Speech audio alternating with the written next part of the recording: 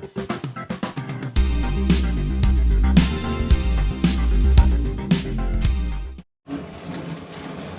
there, this is Eric with the Brickland, and this is episode 3 of Building a Lego City. There have been a couple of changes since my last update, and I just wanted to kind of show those off a little bit. One is I got this blue background with little floating clouds. Not sure I have it installed correctly just yet, but we're going to work on that a little bit. I think maybe if I paint the wall behind it white, it won't show the overlapping parts as much. Basically all it is a very thin, it's a tablecloth material that's used for like parties and stuff. I got it off Amazon. It comes in this big roll of like 100 feet for, I think it was 30 bucks. And then I just simply stapled it to the ceiling. And I cut panels that were long enough to reach down to the floor.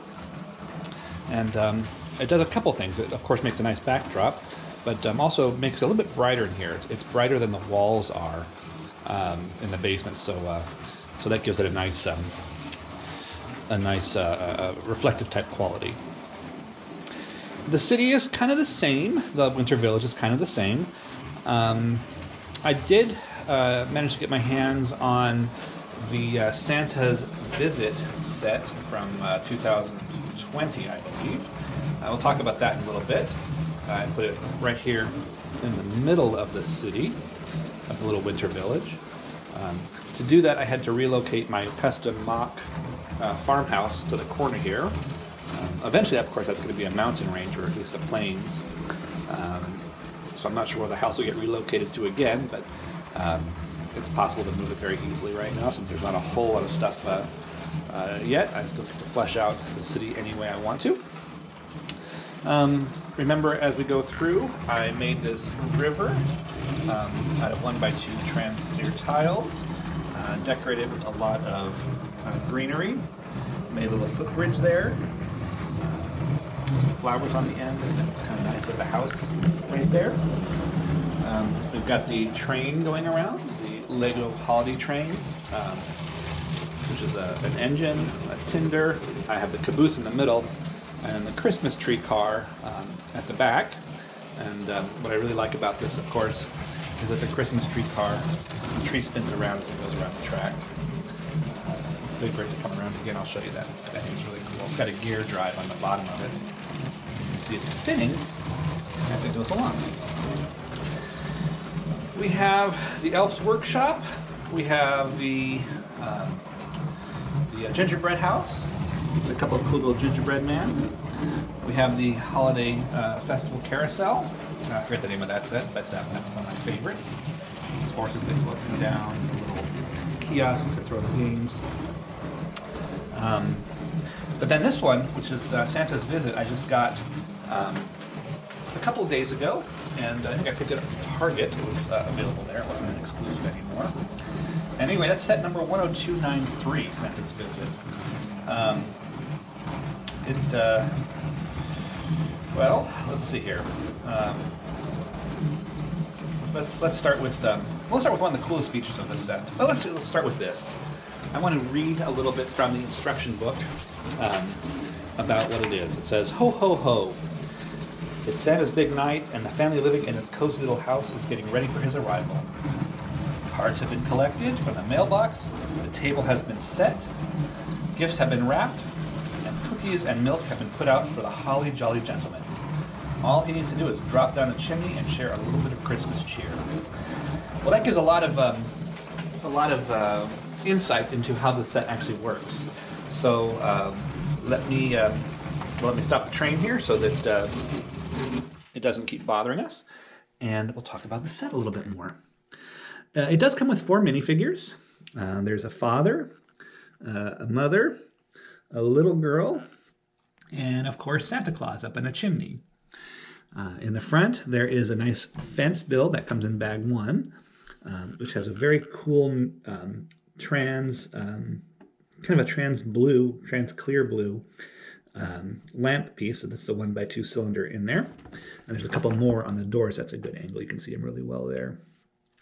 It has a small tree with some white leaves and a tiny little birdhouse there. The mailbox is a cool little build. And that's how that one's done, with some snow on top.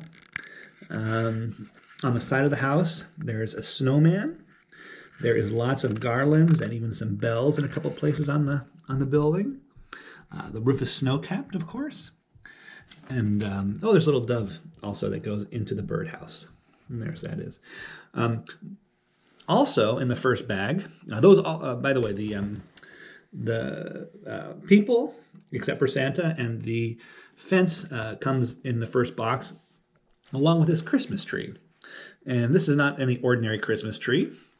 Here are some previous year's trees, which actually are a little bit more ornate with the stars on top and all the decorations. This one's a little bit simpler. It's in a true green color, not the dark forest green. But it does have one cool feature, and let me show you what that is. When you press on the top, it lights up. Isn't that cool? Yeah, let me show you how that works. So inside, there's the base, and we have a light brick inside. These bricks are really cool because when you press on them, they light up. And inside the tree here is a bunch of trans clear bricks. I don't know if you can see them. There, it's a good angle. And you can see that the trans clear bricks are kind of peppered throughout the entire tree, so that when you put the trans brick into the holder and put the tree on top of it, the weight of the tree doesn't press it down, but just a little bit extra force, and it lights right up. Kind of neat, huh? So let's talk about the rest of the house here. See if I can get a good angle on the back of it, because the back's where all the action is. And here we have a table for the holiday meal. There's a little fireplace with a chair and stockings hung from the fireplace. There's a table with new cookies made. And these cookies, they're little 1-by-1 round plates. They have sprinkles on them, which is different than the usual cookie design. And I think that's an homage to the designer of the set. There's some decorations above the mantle, a little clock and a family portrait. Those are stickers. Of course, I would have loved to see them be printed, but stickers are okay. Over here we have a little tiny kitchen area. And of course, more decorations with garlands and things. And then upstairs, here's a little kid's room. As far as playability goes, there's one really major feature of this that I like a lot, and that's Santa here. By the way, the Santa here is newer. The legs are double printed, black and red, which I really like. It's one of the best Santas I think that's been made. Let's take off the bag, and I'll show you how it works. This set allows Santa to drop into the chimney and come out at the bottom. And there he goes. See how cool that is? You can do him head first and comes out. The fireplace, the little fire, actually moves up. It's on a hinge. And Santa comes through. The fireplace moves down. I think that's a really cool feature of this set. Took me a couple hours to put together. It wasn't really super hard. It is 18 plus. It is from I think the Expert series, but I think it's a great addition to the rest of the Winter Village. The white snow-capped roof, the style of the place, it all kind of just fits right in. Moving forward, of course, I still want to put my ice rink in the middle here. I think I'll also put some paths from each of the buildings to the front. Later this week, I should be getting this year's, the 2022 holiday downtown, the Main Street one that has a little trolley and a couple other buildings, which will probably go, I'm probably in the front right here, facing forward. So we'll have another building, a little square with an ice rink, and then paths to all the buildings. So it's coming along nicely. It should be done in time for the holidays. And I hope you subscribe and stay tuned, because every week or so I'll be updating with a new few features. Thanks for watching, and have a great afternoon.